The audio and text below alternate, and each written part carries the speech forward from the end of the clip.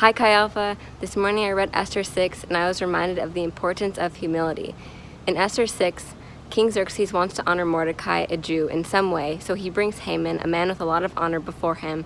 And Esther 6:6 says, "The king asked him, 'What should be done for the man the king delights to honor?' Haman, thinking that the king is talking about him, responds, 'This man should be given a robe and a crown.' And then the king tells Haman, 'Parade Mordecai through the streets and give him a robe and a crown.' Haman, his pride brings his downfall, and Haman is filled with humiliation, and eventually he is killed.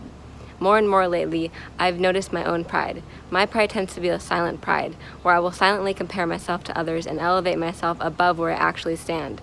For example, I will be silently prideful of my artistic accomplishments, or I will compare myself to another believer and think, 'Look how well I am doing in my walk with God compared to this person.' But I need to remind myself that I am just as sinful as any other person, and I am no better than any other believer.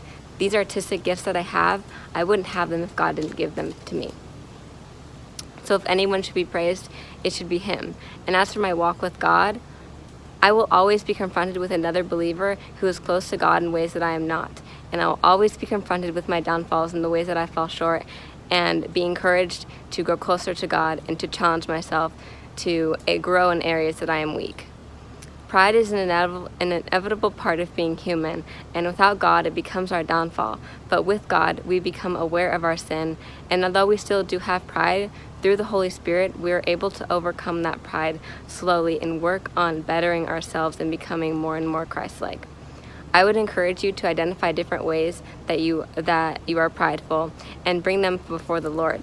Ask Him to help you overcome them. And each time you find yourself being prideful, remind yourself that without God and without the things that God gives you, you wouldn't have these things that bring you pride.